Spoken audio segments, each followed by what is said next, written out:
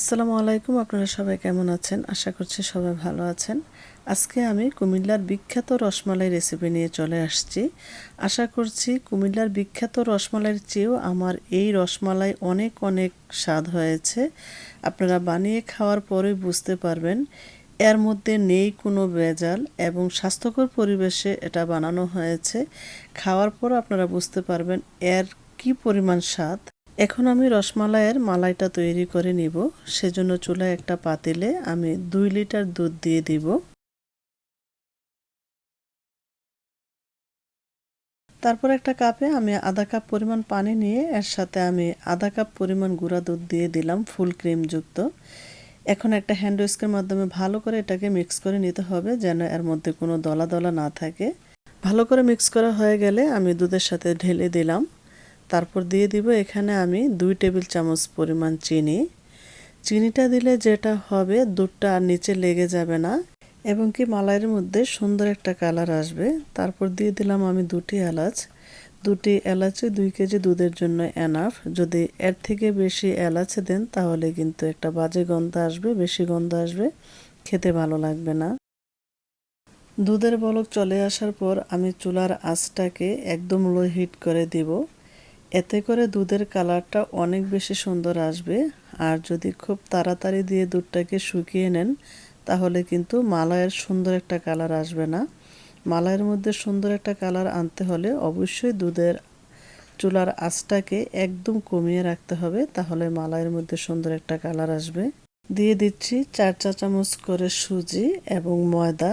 আমি 4 চা চামচ সুজি দিয়ে দিয়েছি এবং ময়দা দিয়ে দিচ্ছি 4 চা চামচ পরিমাণ। তারপর দিয়ে দিচ্ছি 2 চা চামচ গুঁড়া দুধ। এখন দিয়ে দিব আমি 4 চিমটি পরিমাণ বেকিং পাউডার। এইভাবে চিমটি দিয়ে ঝেড়ে ফেলে দেওয়ার পর ভিতরে যতটুকু থাকে চিমটির ভিতরে ঠিক ততটুকুই দিবেন। এলাচ গুঁড়া দিয়ে দিচ্ছি 1 চিমটি পরিমাণ। তারপর সমস্ত শুকনো উপকরণগুলো আমি হাত দিয়ে ভালোভাবে একসাথে মিক্স করে নিব। 2 চা চামচ সয়াবিন তেল দিয়ে দিচ্ছি।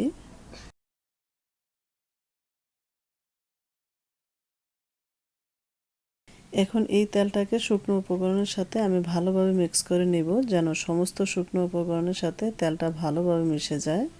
তেলটা মিশিয়ে নিয়ে আমি একপাশে রেখে দিলাম। তারপর নিয়ে নিচ্ছি আমি 2 কাপ ছানা।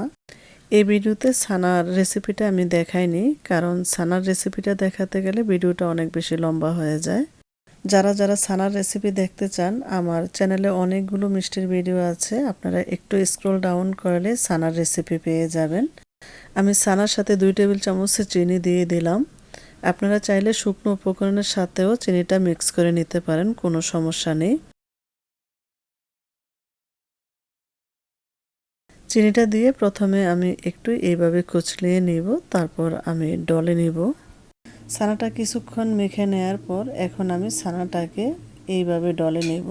ছানা জাস্ট 4-5 মিনিট ডলে নিলেই হবে, যদি আপনার ছানা ভালো হয়, এর মধ্যে যদি কোনো গুটি গুটি না থাকে।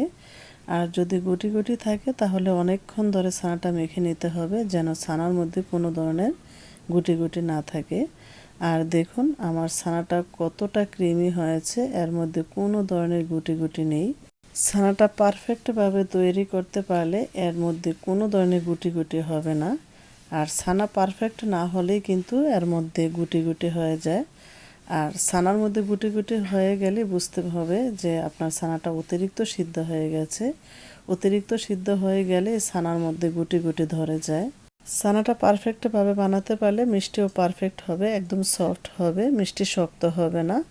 আর ছানা যদি অতিরিক্ত সিদ্ধ হয়ে যায় সেই মিষ্টি খেতে কচকচ শব্দ হয় আর মুখে গুটি গুটি লাগে, খেতে ভালো লাগে না। ছানাটা 3-4 মিনিট ডলে নেওয়ার পর আমি শুকনো উপকরণগুলো দিয়েছি। শুকনো উপকরণগুলো দিয়েও 2-3 মিনিট ধরে ভালো করে মিশিয়ে নিতে হবে যেন সমস্ত ছানার সাথে শুকনো উপকরণগুলো মিশে যায়।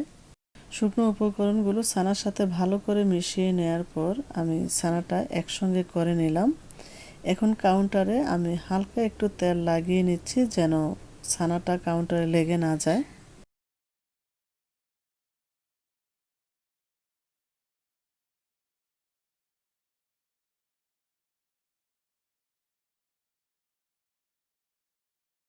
এখান থেকে অল্প একটু ছানা নিয়ে আমি লম্বা একটা লতের মতো বানিয়ে নিচ্ছি। এখন এখান থেকে আমি ছোট ছোট গুটিগুলো কেটে নিব। সবগুলো গুটি আমি কেটে নিয়েছি। এখন আমরা শিরাটা বানাবো, সেজন্য চুলায় একটা প্যানে আমি 4 কাপ চিনি দিয়ে দিচ্ছি। এর সাথে পানি দিয়ে দিচ্ছি আমি 3.5 কাপ পরিমাণ। পানিটা দিয়ে আমি ঢাকনা দিয়ে ঢেকে চুলার আঁচটাকে একদম লো হিট করে দিয়ে আমরা রসমালাইয়ের বলগুলো বানাতে যাব। হাতে একটু তেল লাগিয়ে নিয়ে এখন আমি রসমালাইয়ের বলগুলো বানিয়ে নিব। সেজন্য আমি 2টি গুটি নিয়ে নিলাম। আপনারা একটা একটা করে বানাতে পারেন, আর যদি পারেন তাহলে 2টাই একসঙ্গে বানাতে পারেন, কোনো সমস্যা নেই। এই যে আমি 2টি বানিয়ে নিলাম। সবগুলো বানিয়ে নেওয়ার পর এখন আমি সাথে সাথে চুলায় চলে যাব। বলগুলো বানিয়ে সাথে সাথে শিরায় দিয়ে দিতে হবে। আর এদিক থেকে চুলার আঁচটাকে আমি বাড়িয়ে দিয়ে গিয়েছিলাম। শিরার মধ্যে অলরেডি বলক চলে এসেছে।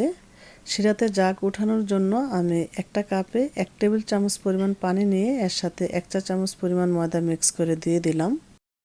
শিরার মধ্যে যখন ভালো মতো চারিদিকে বলক চলে আসে তখন রসমালাইয়ের বলগুলো দিয়ে ঢেকে দিতে হবে। আর অবশ্যই কিন্তু চুলার আঁচটাকে বাড়িয়ে রাখতে হবে। মিষ্টি বানানোর ক্ষেত্রে কখনোই চুলার আঁচ কমিয়ে রাখতে হয় না, সব সময় হাই হিটে রাখতে হয়। বলগুলো শিরায় দেওয়ার পর 2 থেকে 3 মিনিট পর চারিদিকে ভালো করে একটু নেড়ে নিতে হবে, যেন একটার গায়ে আরেকটা লেগে থেকে ট্যাপ পড়ে না যায়। মিষ্টিগুলো নেড়ে একটু স্থানান্তর করে দিয়েছি যেন একটার গায়ে আরেকটা লেগে না থাকে। আবারও আমি ঢেকে দিলাম। আবারও আমি 3-4 মিনিট পর ঢাকনাটা ওপেন করে মিষ্টিগুলো নেড়ে নিচ্ছি।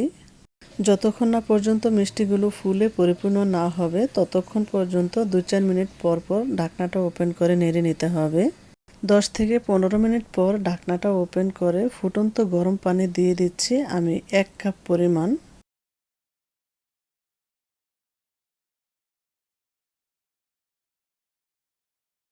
পানিটা দিয়ে আমি একটু নেড়ে নিচ্ছি।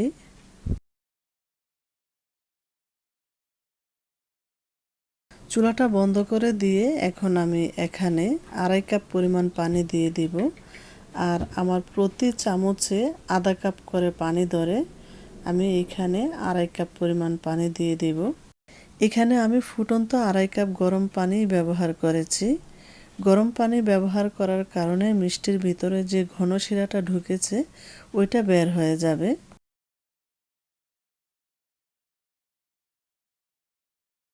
আর এদিক থেকে দেখুন আমি চুলাটা কিন্তু একদম কম আঁচে বসিয়ে রেখেছিলাম, সেজন্য ওপর থেকে সুন্দর একটা ভারী সর পড়েছে।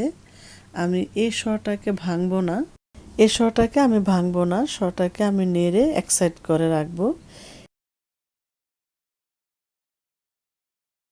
আমি দুধটাকে একটু নেড়ে নিয়ে চুলার আঁচটাকে আমি সেম আঁচে রেখেছি, একদম লো আছে। আর দেখুন দুধের কালারটা কিন্তু এখন অন্যরকম হয়ে গেছে, একদম সুন্দর একটা মালাইয়ের কালার চলে এসেছে। দুধটা আমি চুলা থেকে নামিয়ে নিয়ে আসছি আর দেখুন দুধের মধ্যে কত সুন্দর একটা মালাইয়ের কালার চলে আসছে। এইভাবে চুলার আঁচ কমিয়ে মালাইটা করে নিলে মালাইয়ের মধ্যে সুন্দর দারুণ একটা কালার চলে আসে। এখন এই মালাইটাকে আমি একটা কাপে নিয়ে নিলাম, তারপর আমি একটা হ্যান্ড ব্লেন্ডারের মাধ্যমে ব্লেন্ড করে নিব। এতে করে মালাইটা একদম স্মুথ হবে।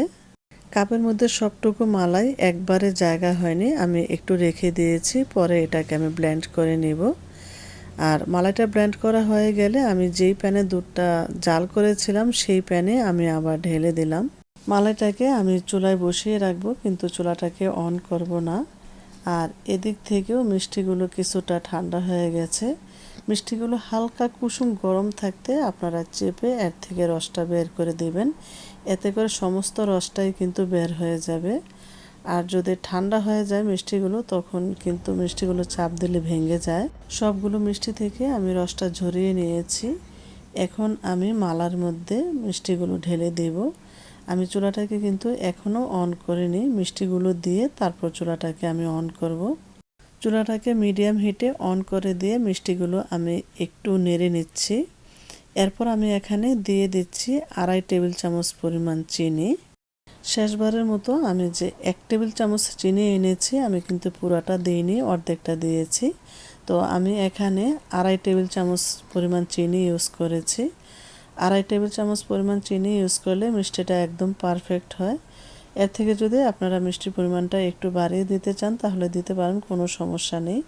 আপনারা মিষ্টির পরিমাণটা কতটুকু খাবেন একটু চেক করে নিয়ে চিনিটা বাড়িয়ে দিবেন। চিনিটা দিয়ে আমি হালকা করে একটু নেড়ে ঢাকনা দিয়ে ঢেকে রেখেছিলাম। আর এই যে দেখুন এরকম বলক চলে আসছে। এরকম বলক চলে আসার পরে চুলাটাকে অফ করে দিতে হবে।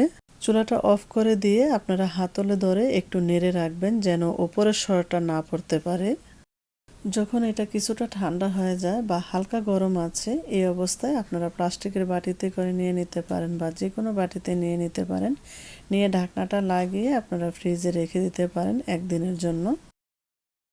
আর এই রসমালাইয়ের চেহারা দেখতে যতটা সুন্দর হয়েছে খেতে কিন্তু অসম্ভব মজার হয়েছে। আপনারা ট্রাই করতে পারেন, একবার বানিয়ে খাওয়ার পর জীবনও এর টেস্ট বলতে পারবেন না। এখন আমি ঢাকনা দিয়ে ঢেকে ফ্রিজে রেখে দেব 1 দিনের জন্য। 1 দিন পর আমি ফ্রিজ থেকে নামিয়ে নিয়ে আসলাম আর দেখুন এর চেহারাটা কতটা সুন্দর হয়েছে এবং লোভনীয় হয়েছে। এই রসমালাই একবার নিজ হাতে বানিয়ে খাওয়ার পর আপনারা যখন আরেকবার দোকান থেকে কিনে এনে খাবেন দেখবেন আর দোকানের রসমালাই কখনো আর ভালো লাগবে না। তাহলে আজকের মতো এখানেই বিদায় নিচ্ছি। সবাই ভালো থাকবেন। আল্লাহ হাফেজ।